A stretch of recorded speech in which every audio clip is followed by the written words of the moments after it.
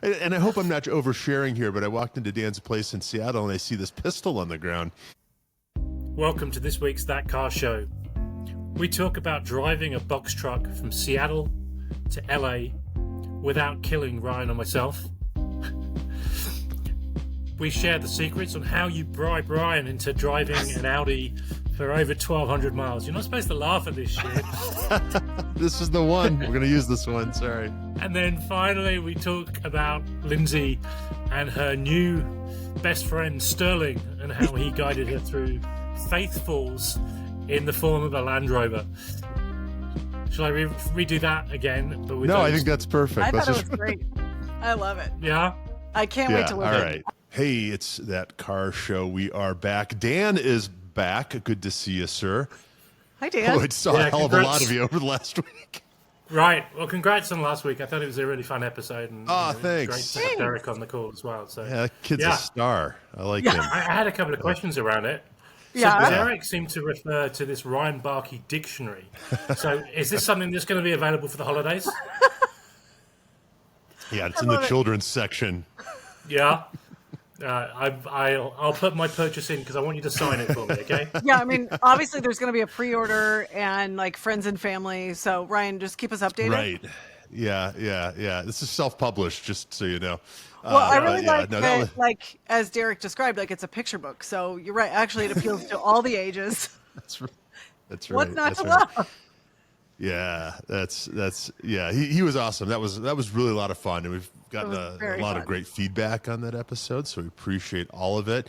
I think that was our best episode to date numbers wise. So let's keep it going, and can't wait to have him back on. I really just like the way that I like his take on the car world, right? And he's just a hell of a nice guy too. So yeah, and you're right. Like fun. thank you so much to everybody that has listened and shared their thoughts and.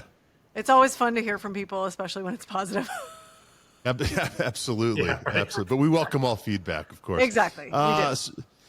So Dan's back. Dan and I are back from our U-Haul X Audi collaboration convoy from Seattle to LA. What a trip. We drove, we ate, we slumbered. Yeah. Motels, hotels of all types, inns, motor lodges. Do tell. We were mistaken for famous comedians. That's right, yeah. Well, infamous comedians, maybe. Infamous comedians. Do you want to know the story? Do you want to hear the story? I want to hear all the stories, so let's just dive right in. Okay, so because you guys just did Seattle to LA, so the bulk of the west coast of the U.S., and go. Yeah, Dan has a new job in LA, and congratulations. I followed Dan in his U-Haul, and congrats. We'll get to that eventually, but and I followed him in his Audi SQ5. So I definitely had the nice seat, I guess. Right. And we did it over 4 days. So we took our time, and we took sort of the interior highways, interstates. Oh, really? So it was beautiful, but, it wasn't quite like the coast, but, time was of the essence, and it was a long enough drive as it was. I think it was like 20 hours or something, right? So, but Dan and I both share a love of the movie Stand By Me. And so Stand By Me was filmed in Brownsville, Oregon, and Dan had been there before. I had not. So we stopped in Brownsville, Oregon, and I think that movie was released on... Stop? Was it? Yeah, that was the first stop, right? Yeah. So we kicked things off, just to roll back for 1 second. Yeah. Right. We kicked things off by attending the singer Cars and Coffee. How can we forget that? Minor event, right? So epic. Yeah. But I think, Lindsey, you had been there the night before. I was there. Is that right? Yeah, midday Friday. Checking it for you guys, making sure it was okay, and then you guys got to go on Saturday. I mean, I'm nothing if not. I'm a giver, and I want quality control for you guys. So yeah, that's right. Appreciate it. Seems to happen a lot, but right. And that was a great event. It was good to see our singer friends again. Saw Seamus, ran into some other friends from here, there, and everywhere. Eric and Amity and Jeff Jones. Made some new friends. It was great. It was awesome. It was. Well, and you got to meet Will and Jake that run the One Drivers Club in Redmond, right? I think I did. Is that right, Dan? Yeah. So Will was the gentleman with the beard. Right. Can't forget and Jake, it. Yep. I mean, they were both working super Yeah, hard. Yeah. I would imagine not long They did a conversations, but fantastic- enough to say hi. Yeah. No. Hell They of did a place. fantastic job. Great I facility. think they were getting support from someone, and that someone didn't really know what they were doing. So there was a couple of situations where these really nice cars parked up, and it's like, we're really sorry, you need to move those to the other car park because this is reserved for a 964 or a GT3. So some cars got moved, but it was Will and Jake did a fantastic job, and it was great. everyone had a smile on their face. It was Yeah, great. they're Yeah. so great. That was the starting point for the road trip. Yeah. It was almost like a Top Gear event, wasn't it? Yeah, it really was. Dan was kind enough to have proffered walkie-talkies for us, so we got to pretend we were big rig truckers the whole time. So did you guys come up with like handles? Did you have nicknames where you're like? I did for Ryan. Which All right, was so can you share? You were Big Dog of the barkeep, Big Dog. right? Okay, yeah, Big Dog. Yeah. And I think I should have been like Hauling Hank or something like that. I don't know. You got to be careful with those names. Right. Yeah. But we had fun with those, and so as I was getting to, we ended up going to Brownsville, Oregon, and Brownsville is what a beautiful just corner of the world. In this movie was released in 1985 on my birthday in 1985, and it was set in the late 50s. And in 2025, it looks exactly the same. So it is exactly that town with that vibe. It's very small. You can absolutely things are it's not one scene was here and they turned around and they filmed the other scene 3 miles away. There's the other, the next scene. It all makes sense, right? It's all, what's the word I'm looking for? It's very cohesive. It flows well. Yeah, it's cohesive. It tracks, right? Yeah. We saw the alley, with the where the gun goes off. Do you want to be the Lone Ranger or the Cisco Kid? I got my picture back there. We saw the tree, right, where the treehouse was. In fact, the damn branch where the treehouse stood is still there. I mean, it's just like it is on screen. It's amazing. This is 40 years later, literally 40 years later. And the most amazing thing is there was really nothing in the way of plaques or tourism literature. Yeah. I think total missed opportunity. They're missing a point, yeah. Yeah, but I'd love to go back someday and spend a little more time, but it was awesome. Thank you, Dan, for indulging me. Much like in the movie, the dining options in Brownsville are sort of slim. So we found a place that I swear I thought was a strip club, but it was a little more of a biker bar. When the front door is a black steel door with no window, That feels that's generally an indicator of a certain type of establishment. Yeah, it is. Not that I would know, but. No, and I wouldn't know either. But it was the highest rated culinary option in town, and so we went in and we got kind of the once over by the 2 or 3 tables of locals that were there. Interestingly, you're not from around here, obviously. Not from around here, but everyone was so nice. And we got our food. We sat outside. We were the only ones outside. I had to laugh because the outside area had these big, tall wooden fences all around the patio, and they cover up one of the most beautiful vistas I've ever seen in my life. I guess you just get used to these things when you live near them. But I didn't want to say I had to laugh because it was obviously very sad, but there was literally a missing boy poster on the door of the place. So if you know the movie, the whole movie is sort of predicated around this group of kids looking for this boy, right, who's gone missing, and his name again was Brower. Yeah, and this kid had a very Brower kid. The Brower kid. And this kid had the same initials. It was very strange. Oh. But we ate our meal outside, and then we came back in to pay. And in that time, the woman tending bar had changed.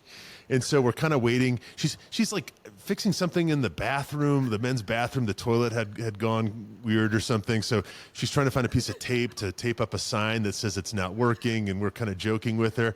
And then she looks at us, and she hadn't seen us before. And we kind of emerged from the other side. And she goes, "You must be the comedians."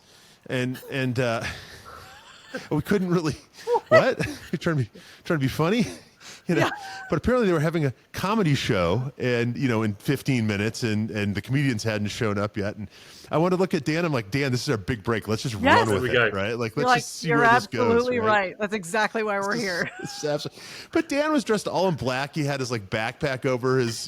He's British, right? I mean, they sure as hell hadn't seen me before, But we realized pretty quickly it was a comedy show. I don't know who the audience was, because apparently there were 4 comedians coming, 4 comics coming, and that was the sum total of the audience to that point. But good burger, good people, beautiful, beautiful area. That was day 1. That sounds like a heck of a kickoff. It was great. There's a lesson here. If you want Ryan to help with anything, you sell it to him as a vacation.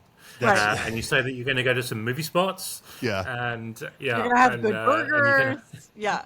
We didn't even talk about the hotel in Brownsville. Yeah. We're listening. Like a baby. It was more like a motel.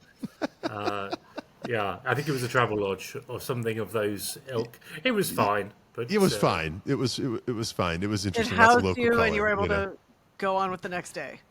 Yes, very quiet, right? Slept like a baby there. But and then the next day, we got back on the road. Southern Oregon is absolutely gorgeous. Northern California, I'd never been, that part of either state. I'd never been to Oregon before, for that matter, and it was gorgeous. And went past, is it Mount Shasta, which is like this ominous Mount Fuji looking, volcano That's thing. Northern California. It's absolutely stunning. Gorgeous. Beautiful. Went to the world's most dystopian McDonald's for lunch there. Wait, in Mount Shasta? Or in Shasta? Yeah. Like there shouldn't be fast food restaurants there, right? It's too gorgeous, an area. But we walk in, and I guess I hadn't been to a McDonald's in a while, or walked in, and they've literally, at least in this one, removed all the furniture, put some sort of Soviet bloc play structure in the middle, right? There's one guy, the counter, there's only about 3 feet wide, and the expectation is that you're supposed to order on a kiosk. God, I sound old. But actual old people were in there completely, heads exploding, trying to figure out, what to do. They just wanted to fillet a fish or whatever, right. So that was interesting. How long did it take? About 25 minutes, right, for the robots to make our meal? Gentleman, didn't I? There was an old gentleman in front of me. Yeah, you did. Yeah, I helped him sort out what his order was. It was. Let's move on quickly. It was interesting. That sort of vibe. I guess I need to leave the house more often, but this was all new to me. But it makes you appreciate your in and out, right? That's right. In the neck of the woods. So no robots there, no kiosks. Yeah. But you're right. It's good to get out and see what's happening in the rest of the world. Yeah. It was. We had so much fun, just the banter back and forth, stopping for places, and that U-Haul had to stop a lot, right? Because what'd you get? 9 miles to the gallon. Yeah, it drank fuel, and so we had the walkie-talkies for comedy. Yeah, and actually, we should have probably captured some of it because it was quite funny, wasn't it? It was comedy gold. I can see why they thought we were comedians by the end of the trip. They've been spying on us via walkie-talkie, and obviously they've seen us on the genius.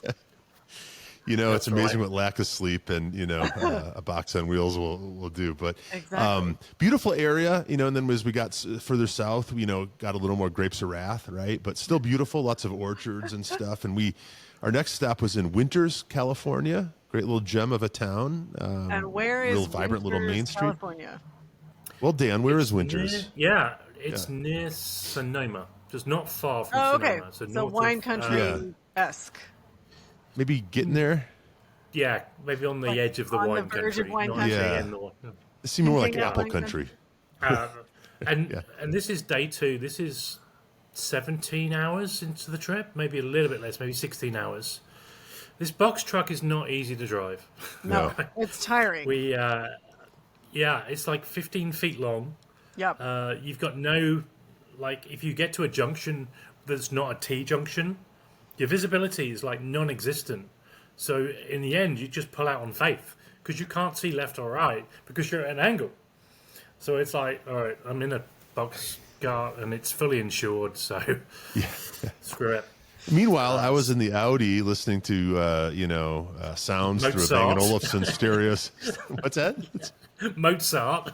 Yeah, basically, it was that much of Smoking a a cigar. contrast. Right. Dan was so kind. He outfitted the vehicle with snacks and beverages. So there was a point where I had a full pound of red Twizzlers in my belly, but it was appreciated. The host with the most.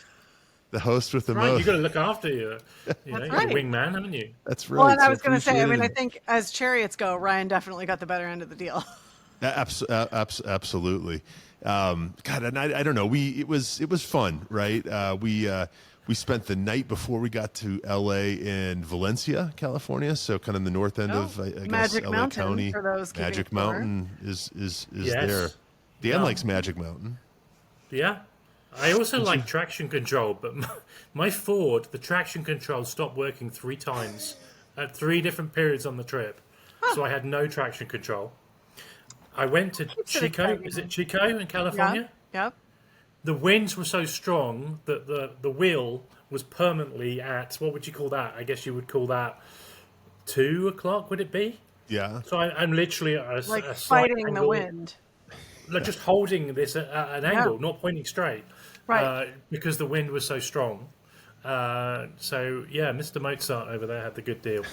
It worked out okay. Yeah, I mean, it really makes you appreciate the aerodynamics of modern cars when you're driving. Yeah. Like not, the block-sidedness, and you just go, oh my gosh, yeah.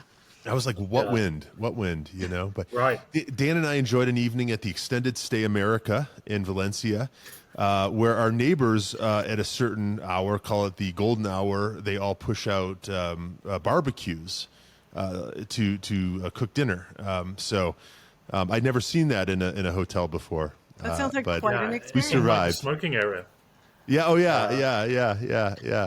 I think there were some permanent residents, is what I'm getting at. And but so, it was, how did you land I slept well. on? I slept well. How did you land on Valencia as your final destination of the trip? Yeah, it was master planning because I wanted to get into LA, not at rush hour, right? Yeah, but it was. Yeah. But we ended up getting in at rush hour. So the Valencia was supposed to be the stopgap to the point where then we could plan our trip into LA, because for those that have not driven in LA, traffic tends to be very busy, and changing lanes sometimes can be really hard. So the final day turned into a military operation, and I'll say that was mainly on my behalf. So I'm calling junction turns by the mile, the half mile, the 0.2 of the mile. We end up taking a minor detour on one of the freeways where the freeway disappears, the lane disappears without any notification to just outside Valencia. So, I kind of off-roaded it for a moment there, and luckily no one was hurt. I didn't even see it. It was, and Dan, let me just, for the record, Dan was so kind because at every junction, so to speak, Dan, I had my own room, paid for dinner. Even when I tried. So Dan was a gentleman, never once made a move on me the whole trip. No, I'm kidding. Despite plying me with dinners and, I mean, in so fact, we what I'm went hearing to is multiple missed opportunities on the trip. We didn't capture the CD audio. This there's nothing connection, quite as maybe. romantic. Yeah. No Next big time- dog action. Whispering sweet nothings through a set of cheap walkie-talkies. There we Channel go. 21. What's not to love? No, but Come we had a nice meal in Valencia at a Japanese restaurant, which was fun. And I broke my 30 days of not drinking by having a couple of beers because I was at that point, where I felt like I needed a beer, but it was good. You just completed a got up early. West Coast road trip. That's Yeah, it was awesome. And then the next day was into LA, which we passed a big brush fire, and we Yeah. culminated at a really nice hotel. Yes. Yeah, which was great. Which I might be broadcasting from right now. I think On you're the just going to up, move yeah. in. Yeah. This is great. Yeah. You're like, speaking of Nice little services. suite. Okay, so did Yeah. you one of my favorite things on road trips is the car spotting. So what were your top 3 favorite car spot moments for each of you? That's a good one. Yeah. What was that car that cut me up? Ooh. Do you remember? There was a Which red. one? No, it was an American. Oh, like a Monte Carlo or like an Earnhardt edition. There was one that decided to really push their luck and Really? cut me up, and then proceeded to go into the further traffic. Yeah. So that definitely wasn't one of the favorites. I saw a Lamborghini. Yeah. It was a Urus. You don't see many nice cars in Portland, like just on that road. Like, the odd Porsche, but that's about it, right? As we were driving into LA, there was a beautiful Lamborghini. Yeah. Like a purple, I guess it was a Aventador. That was probably.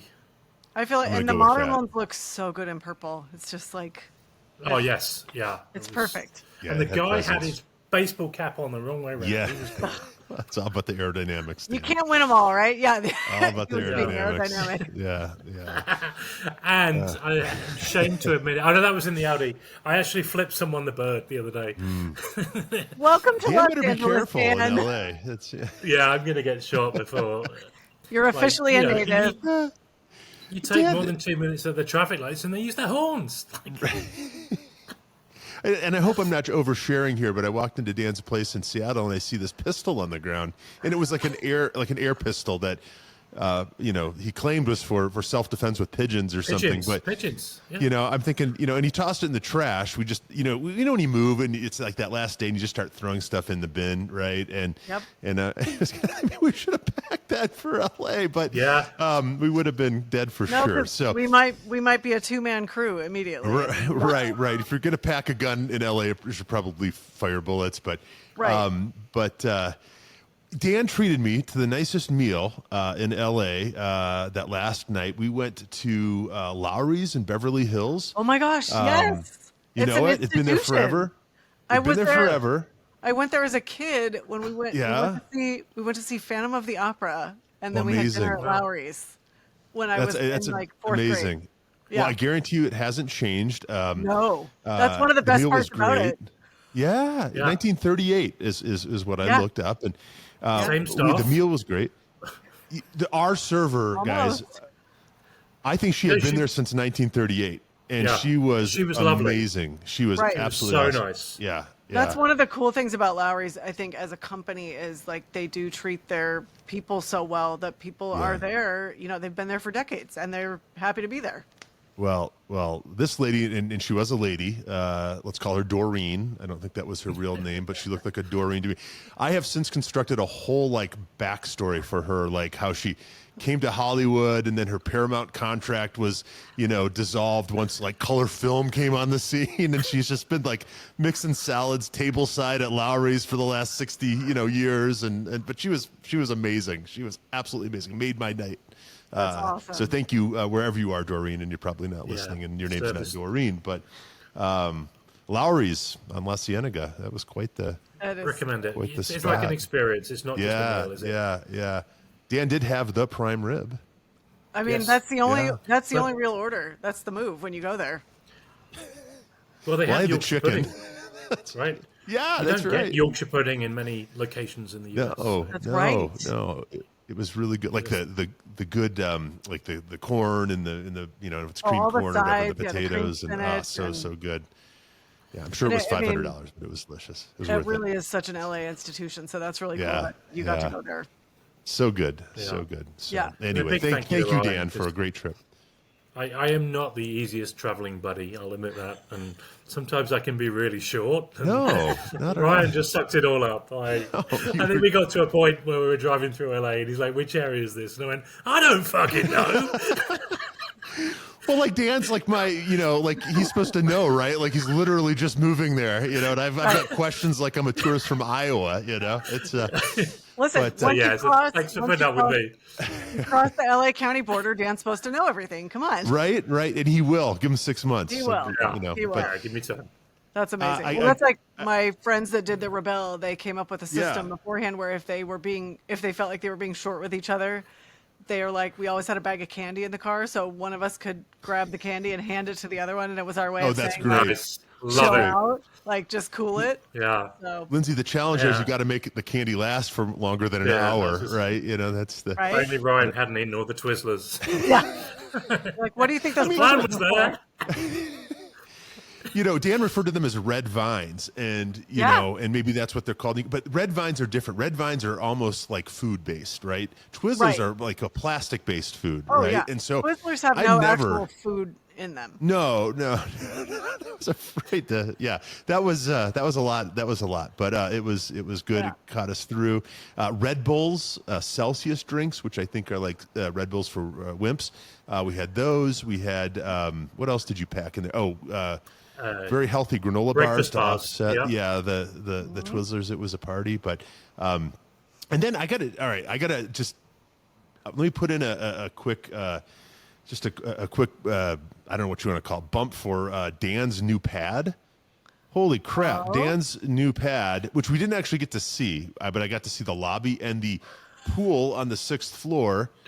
It's right across from the La Brea Tar Pits. Oh my gosh. That's awesome. I mean, like the location is awesome. I think it's like the 12th floor, Ryan. Oh, the 12th floor. Okay. Yeah. So you have everyone was beautiful. Woolly mammoth skeletons and a pool on the 12th floor. I love it. Yeah. Yeah, but it's a really small apartment, so. Well, it's gorgeous. I'll be sleeping on the roof, I think. Can we go back to you're not the easiest travel companion? It sounds like there might be some stories there. I didn't experience that at all. Ryan's being too kind. I just, after a week of packing, so like a constant week of packing, then Ryan turns up, helps me with that final day of packing, which is generally, here's a bag, hold it, Ryan. And I just throw loads of crap into it. Dan was throwing money away. Like, it was just like, you know what? I don't have time for that $9 in quarters. Ryan. Let's just throw it in the trash. $9. It was like $25. It was at least 18. Come on. Yeah. I didn't take it either. You have to get ruthless. There's a point where you have to get ruthless. Yeah. That's my favorite part of moving, because you get to the point where you're like, oh, that actually doesn't matter, and I'm tired enough that I'm fine with it. Yeah. And I found a load of Porsche stuff that I was going to chuck out, put it in a bag and gave it to Ryan. So that was that problem solved.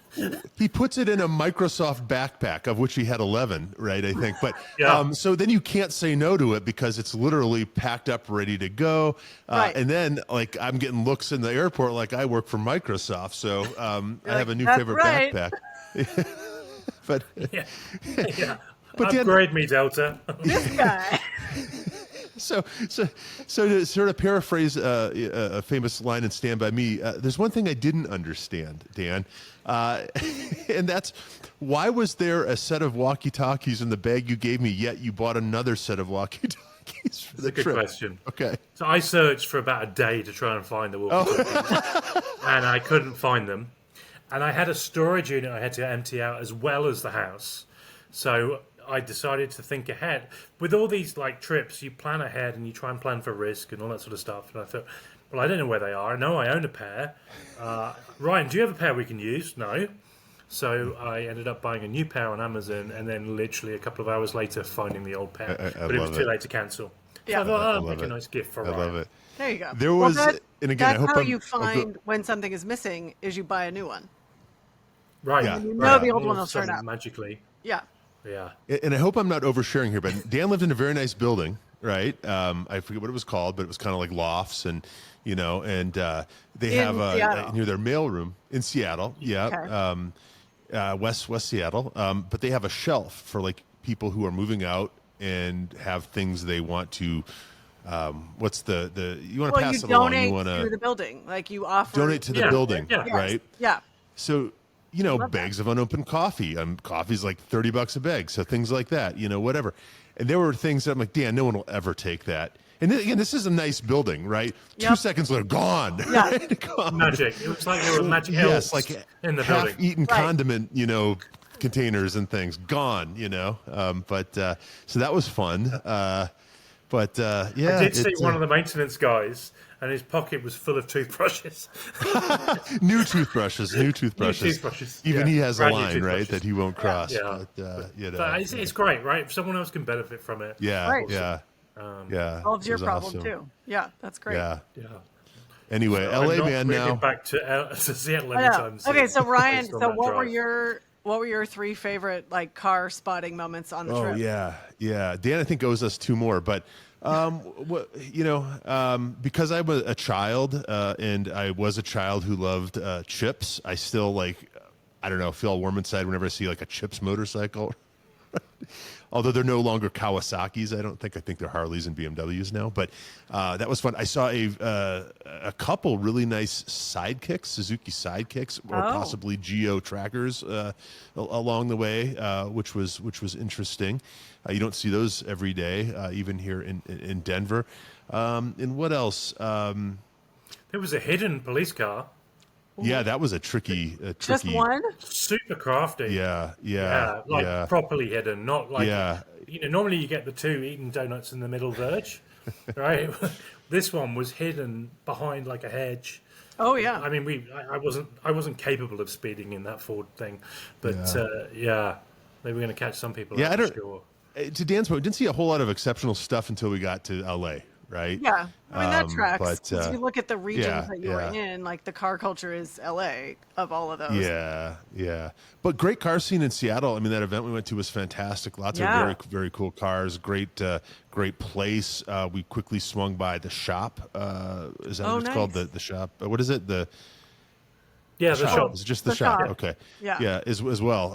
And so that was cool to see a second place. But back to LA, because LA, Dan, I'm so happy for you, because LA is just awesome, and just there's so much energy. Car scene's great. We spun through the Peterson real quick, which is always a thrill. Lunch at the Manx Cafe, which is a favorite of all of ours. I mean, it's just you can't go wrong there. Yeah. Even the garage, the parking garage has good stuff. So I think that's the mark of a good car museum, is you pull in and you're like, I don't even need to go inside. And then you go inside, and it just keeps getting better. So tell us about. We get in the lobby. We get in the lobby, and Ryan immediately knows someone from the Grand. That's amazing. Yeah, shout out Peter Brotman. Yeah. Oh my gosh. Whose name wouldn't come to me, at first, but we figured it out. Yeah, he was just casually dropping by. I love Peter Brotman, and his Lamborghini is my daughter's favorite car. Like his literal car is her favorite car. So hell of a car. Wow. Yeah. Purple Mura. No, green Mura. Oh, green. I'm sorry. Sorry. I had purple. Yes. Yeah. One of those purple wacky, Lambo, crazy green colors. Mura. Yes. That's a pretty good two-car solution, right? Absolutely. Yeah. Or purple Aventador. Yeah. But I mean, Peter's just such a character, and he's so fun, and just he's awesome. He has a great collection himself, and it's always a treat to see him, and that you guys got to see the car too, the Mura. Yes. That's very amazing. briefly. Nice. That's super awesome. Nice. We got to visit the new vault as well, didn't we? Yeah. So what makes it the new vault? Yeah, so they've expanded out the undercroft of the building, and they've decided to put some cool cars in there. So you've now got a guided walkthrough. Yes. Instead of being able to just explore wherever you want, they do a curated walkthrough, and it's you go in there, and I think a lot of it may be staging for this new 80s and 90s exhibit that's coming. Yeah. But we walk in, and there's the Zeta. How do you pronounce it? I think it's Chisetta, but there we go, Chisetta. Yeah. I believe. Followed by a pearl white 959. Yeah. Ooh. And then in the corner, there are 3 Lamborghinis that Ryan took particular attraction to. I don't believe it. Yeah, you don't see an LMO2, every day, or 002, or however we're saying it these days. But I mean, next to then an early Countach, right? I mean, early-ish Countach. I mean, it was, and then just positioned in a way where it just made a great photo, right? Like it was the cover of like an 80s synth, album or something, right? It was just You're like, I know this song. Wait a minute. Yeah. It was. Just to add to what Dan said, it is definitely much more of a flow. And one of the things I like now is most of the cars seem to have placards that say what they are and why they're special, right? Because some of the cars, the beauty of the vault, right, is some of the cars seem very ordinary, and then you hear the story, right? Right. Like it looks like an old Benz, and then you find out it's Imelda Marcos's, pepper spray, flinging smoke screen aircraft landing light, Benz or whatever, right? And so that was cool. I just it's been a transition. It's been an evolution, that vault, and I feel like it's really where it needs to be now. Just awesome. It's one of the best things about the museum, honestly. So It is. Well, and I think between the three of us, we've been lucky to see like almost all of the iterations of it, which makes it even more interesting. yeah. It's just such a great place. It was fun to see, the 80s, 90s exhibit billboards popping up, all over LA. That one is going to be a banger. So make sure that you go check that out. That sounded like Matt Farah. Sorry. Hey, we have our influences, right? Imitation is the sincerest form of flattery, right? That's right. What's the one? We're gonna mob that car the next time. We're just gonna mob it. But so you guys mobbed the moving van down the West Coast. That's what I'm hearing. As much as a moving van could be mobbed, right? And we got bricked up. Is that another place? Yeah, it was all that red licorice. Right. Yeah. Hate to tell you, it was actually blue licorice. yeah. Surprise. Oh man, yeah. Right. Although that we talked about this once, I think on the steering committee. There's that licorice that you tear off, and it's filled with something, and it is like blue or something, and it is just like crack. I don't know what it. It's like a filled licorice. I don't know. Look it up. It's so good. It's just that's next level. A pound of that would probably kill you, but it's. So if you want Ryan to move a car for you, you just have to promise him that licorice. Filled licorice. Noted. Since I was a little kid, that has been a working currency with me. Red licorice. That's all it takes, They got ramen Lindsey, noodles and honey buns in prison. Right. So while we were causing chaos on the I-5 South, what have you been up to? Yeah. Well, I got to go to, thank you to Jaguar Land Rover, I got to go to the Land Rover Defender experience at the Quail in Carmel and off-road some Defenders. Nice. The weekend before Mother's Day. And so that was my second time off-roading Defenders. The first time I got to do it was at the Destination Defender event in Malibu in November in the fall. It's a rough life. Like, I am happy to take one for the team so I can bring it back and share with all of you. Next time, take the team, please. Right? Yeah. Yeah.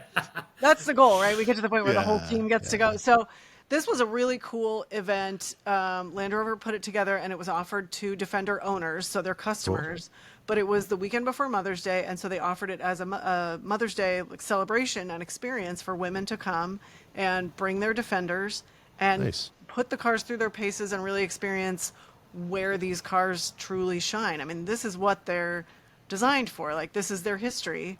I was talking to Jeff Ahudin, who handles PR for JLR North America, and he said, a lot of the customers don't realize, like, the green oval badge, like, it really does still mean what it has meant through the history of the brand, and they are still incredibly capable. And as much as they're used for the school run and daily life, that's one of my favorite things about them is that you can drive them to the off-road area, and it's a lovely drive there because you have all the creature comforts, and then you can kick ass on the trails. Yes. And then drive it home and be just as comfortable. Yeah. But, and really the team at the Quail location, like, could not have been nicer. They all had incredible stories, like Sterling in particular, who runs the school, and then Brenton, who's one of the head instructors. Sterling and I got to chat for a minute because it turned out that my dad was actually at a vintage race event at Laguna Seca, which is just a few minutes from Quail. And they were nice enough to loan me a brand new 130 to go to the track to see my dad because I'm like, we're like 20 minutes apart. You gotta, I have to take advantage of this and spend some time with him. And that's always nice. So got to go in the paddock with him. Cool. It was an SVRA event, and his friend that he crews for during Car Week, who has the 65 R clone Mustang that he races, they were racing there because to qualify for the vintage races at Car Week, you have to race 2 or 3 times during the year ahead of it. And then you tell them, like, here's where I've raced, and they look at the qualifications, and then you get in for Car Week. So they were there doing that, one of the qualifying races. So I got to go in the paddock. And it was a very interesting class. It's much more diverse than during Car Week, where it's more specific, time period or make of car. Like the car next to him was a 935 Interscope car, Porsche. Oh, really? Yeah, which was stunning. And there was another 935. There was a brand new Aston Martin in his class. Really? That'd be awesome to watch. Really cool mix of cars. Yeah. So it was like the perfect weekend for me because I got a taste of like being at the track and vintage racing, and I got to do it from the comfort of this amazing 130, and then go back and hang out at Quail with, there were some other women in the media who were there to cover the event. And then the next day we got to meet up with the customers who had joined as well. And there was one gal in particular, she had brought her 12 and 14-year-old daughters with her as a Mother's Day experience. So while, when we did the day, they went through a bunch of different exercises with us. And we started out just doing kind of basic trail, like crawling and driving and learning the cars really and their capability, because they have all of this technological, support basically that lets you off-road with confidence. And the cars do so much of it, but not in a way that it takes away from your experience. It really just, you can depend on them, and they're designed to do this, so you can sort of just relax and enjoy the actual off-roading. Yeah. But then we got to one part that they were calling the fulcrum, where we were learning, like, how do you go over a really steep obstacle? And at one point, like the front left tire was 4 feet off the ground. And that's when we started learning how to spot for each other and how you work with a spotter, because a lot of times you can't talk to each other. Yeah. And so they had Daphne Green works with the school, and she is a legend in the off-roading world. She's done the Camel Trophy for a long, long, long time. And she's just this amazing mix of like warmth and humility and just like badassery. And she absolutely knows everything there is to know about off-roading. And she's worked with Land Rover for a long time. And so she was my spotter going over the fulcrum. Nice. I'm like, listen, I don't know whose life this is, but I'm so happy. Yeah. But it's a wild experience because, you inch forward. Yeah. And the car is going to tip forward. Oh, yeah. So that the front wheel, and you're doing the opposite. The back wheel then is 4 feet in the air. And I had this really fun gal with me, Steph K.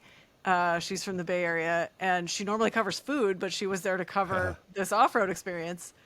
And she let me drive the fulcrum. And after we did it, I said, how was that being the passenger? I'm in control. Like, there's an element of you have a little better sense of what's happening in the moment. And so I said, how was that as a passenger? She said, it wasn't actually as sort of drastic as we both had anticipated. And I said, yeah, me too. And she just held up her phone. She's like, are you sure? And it was me making this shocked face as the car settled onto the front wheel. We need to see that. We do need to talk to We'll find it. Yeah. But and then we had, I think the most memorable moment was at the end. They had us really experience the hill descent control, which is kind of one of their signature, like capabilities of the cars. And you descend the hill, the car handles it, so you don't brake, which goes against every human instinct that you have. Yeah. And, Sterling and I had gotten to know each other. We got to talk on Friday when he got me set up with the 130, and then he ended up being our coach for a good chunk of the day on Saturday. So we'd gotten to talk a lot, and he came up to the car and he said, all right, I've set and one of the interesting ways is the way you control the speed for the hill descent control is you use the cruise control. So you can set the maximum and the minimum speed. So he came up and he's like, all right, I've set your cruise control. You're all set. And he said, I'm going to walk you up to the edge. And it was like, if you've ever been on track at Laguna Seca, when you go down the corkscrew, there's a moment where all you see is the nose of the car and the sky. So this was like the off-road equivalent of that, because we got to the edge of this hill and all I could see was the nose of the car. And then it pointed down. And so he's like, all right, I'm going to walk you up to the edge, and then you're going to take your foot off the brake. And he's like, and the only thing that you have to do is not touch the brake the entire way down. Wow. Yeah. And it was, for me, like, I'm just getting started off-roading. It was a 26-degree incline, which was significant for me. And I really had to talk myself into taking my foot off the brake. But that was me. And the car handled it like a champ, as you would expect. Like, they're so good. But so it's an exercise in character building of like, okay, got to trust the equipment. And so where at the Quail is this? I'm trying to picture where you were. So there's the lodge, where there's kind of like the golf club, which is right by where the Quail event is during Car Week, right on the golf course. Yeah. It's right across the main road from the school. And then you go back into the hills behind the resort. Okay, cool. And they have, I think, like 120 or 130 acres of trails.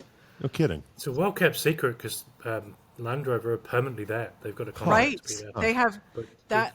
That's what I learned when I went to the event in the fall. Is they have 3 permanent schools. One's at Quail and Carmel, one is in Asheville, North Carolina, and then one's in Vermont. And then they also have a mobile team that moves around the U.S. And that's the team that does the Destination Defender events because they move. Oh. You know, they have them in New York. They've done them in Austin, obviously Malibu. So yeah, this event was part of sort of letting the community know that it's something that they have available and hoping more people will take advantage. And Lindsey, you talked about Laguna Seca. Yeah. I think we should congratulate, firstly, the Friends of Laguna Seca, because last week they announced a very significant partnership. They've partnered with Porsche. Yes. Porsche is now the official car of Laguna Seca. It's amazing. And they can have a driving school there as well. So, cool. Yeah, sign me up. Yeah, I know. absolutely. That's awesome. Absolutely. Congratulations all around. And it sounds like the Yeah. racetrack is safe, which is what we all want to hear. And just a long history to continue. I know. Excellent. One of my Yeah. favorite places. Yeah. So yes, highly recommend, especially if you have a Defender, because I think if you own a Defender, it even comes with a portion or a day at one of the schools. Yeah. And then, you know, you really get to enjoy what those cars are designed to do. Yeah.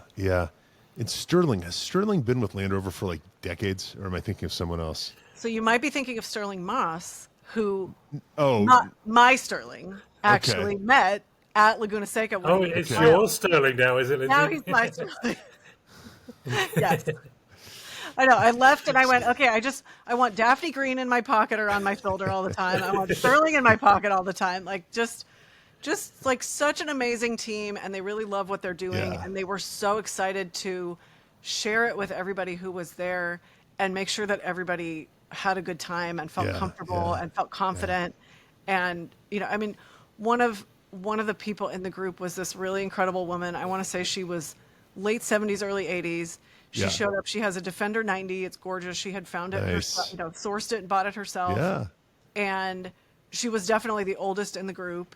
But like, what a badass! I mean, she did the absolutely. fulcrum We should thing. all be so badass. They had her go first, and she was like, "Oh my gosh, of course, you know, everybody's watching me." Yeah. And yeah, I mean, she was a widow, and she said, "You know, of course, would I rather be doing this with my partner? But that's not how life unfolds." So it was such an example of resilience and like never stop learning, never stop trying new things. Like, you know, get out of your own way in a sense, and like just say yes to things. I mean, it was so amazing. And the reason I ask about Sterling is years ago I did a Land Rover, just a day-long driving school with a guy. And Sterling, like that's the name you want, right? If you want that role, right? Well, he has been with the company off and on for I think 15 years, so it's possible. Okay, that would track. I mean, I think I did it in my parents' Discovery 2, so that was probably at least 15 years ago. But I remember just learning so much in that day, right? And so much of it is counterintuitive. Right. Yeah. And of course now the tech and the vehicles themselves have come so much further along.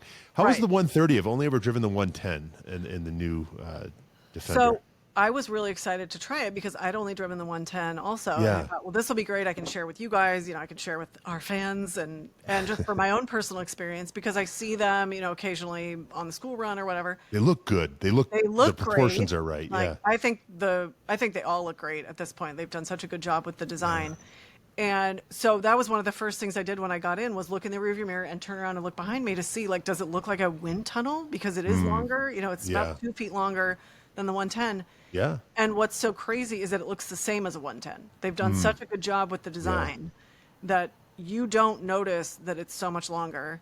Yeah. And, like, I took it from Quail to the track, and I went over a Laurelus grade for those familiar with the area, which is a very fun road.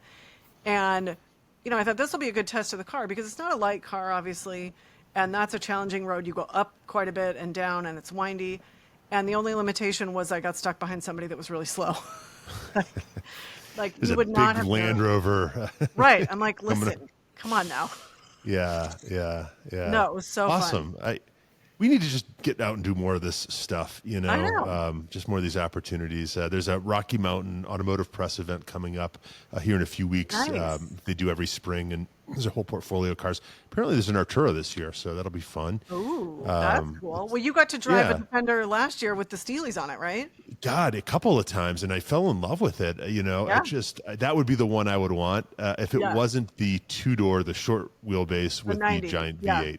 So, how about our friend Jay on Spike's Car Radio? I know, how about that our was friend Jay on so Spike's Car much Radio? fun. It's always so fun to hear Jay, and I think it felt like he delved a little more into the story kind of Sheffield this time because he's been on before, and we've heard sort of a rough framework. But has he been on Spike's before? He's been on Spike's before, but it's been a bit. Okay. Yeah. Okay. Because he's such a modest guy, such a nice guy. Right. And I absolutely love what he's doing with the watches, and just that green watch is so cool. Some of the stuff that's in the pipeline, and we need to have him on. We had him on the steering committee, had him on the road show, but we need to have him on that car show. He always comes bearing gifts, which is a nice bonus. I mean, we're not going to complain about that, right? No, Jay, if you're listening, the next time you're in town, one of these towns, right? Because we can do this remotely. Any one of the towns. Hell, you don't even have to be here. We just give you a link, right? That's how this works. So that's the love to have you back on. So I know he's just such a generous, just such a genuine, generous person, which is makes it even more fun. And should we do a wrist check? I have my Navy face one on. I have an Explorer 2 on tonight that Dan has, speaking of green watches. Yes. But the point is that those watches in Sheffield. live happily next to these, That's right. So, I know. but I think at this point I actually probably wear my Sheffield watches more than anything else, right? I don't know, they're just easier to live with. So well, and I feel like they're so you can dress them up and dress them down. They go with everything. And it's if it's a casual outfit, it elevates it. If it's a dressy outfit, they fit right in. And they're so useful and functional. And you don't stress about I bumped it into something or whatever. I know. They're my favorite. Absolutely. I've said it before, I'll say it again. I get more compliments on my Sheffields or more questions than I ever have with Rolex or any other brand. So now you know. So do you remember that button? The Now You Know button? Yes. I know. I've had so many. I was at Willow, I think in the fall, and I was taking pictures, and somebody saw me taking a picture of my watch with the Willow sign, and they were like, "What's that?" And they had never heard of the brand, and I got to tell them all about it, and they're like, "I'm going to check that out when I get home." Absolutely, yeah. So it's a conversation starter on top of everything else. Absolutely. Yeah. Well, what else do we know? I mean, it's damn near an hour, but Dan, you are fully ensconced in this hotel room in LA, waiting to move into your actual place this weekend. Feeling good? Yes, it's been a long week, so I'll be happy when I'm in. Yeah. So it's been nice to. I pinged you earlier, and you said, "Oh yeah, I was just hanging out by the pool." That was yesterday, Ryan. That was yesterday. I Why felt like I blue all of a deserved it sudden? after. I think it's because this TV keeps changing. I can't change it, so it's. He's treating us to the mood lighting in his very nice hotel. It's that colloidal silver that we were talking about before the last show. Right. Whatever I'm on it's a new called. health kick. I'm That's looking a right. little blue. Anyway. That's right. Yeah, it's all that candy. Back to the filled licorice. Nice callback. There we go. Any other car stuff, guys? I feel like there's always car stuff, right? Yeah. Yeah. Well, yeah. I know we're I'm all at tired. the Advanced Wagon Fest this weekend. Yeah. That's Sunday. right. So, At the Peterson. At the Peterson, and I believe Matt Farah is going to be bringing his Taycan with HRE wheels. So I guess he's doing a partnership with Avance, and you can get stickers of his car. Yeah. Oh, that's awesome. I got to see the car at Airwater, and it looks fantastic with the new wheels on it. Nice. Excellent. Nice. Lindsey, you going to be anywhere? I may just be on PCH, just doing some informal car spotting. Something good. Well, Yeah. I hope to be at the Fuel Fed Boulder event on Sunday, and then also Avance is doing an event here on Saturday. But my daughter, my 12-year-old daughter, is doing her first 5K on Saturday, and I don't know that I can. Oh my go. gosh! If I miss you, Avance, have a great time, and hope to see my Fuel Fed friends in Boulder on Sunday. So yeah, that's awesome. Real quick, That's a big weekend. It is. Notice I'm not doing the 5K with her. There was a time I could have done that, but that time is not now. But you're going to be there to support. That's what matters. Absolutely. We're proud of her. And I got her a Myers Manx Cafe sweatshirt that she very proudly wore to school this morning. Very good. Yeah, you know the look with your daughter, Lindsey, right? They wear these oversized sweatshirts, and Oh yeah. There's a whole that and the braces. It's like there's a lot of like 12-year milestones. Absolutely.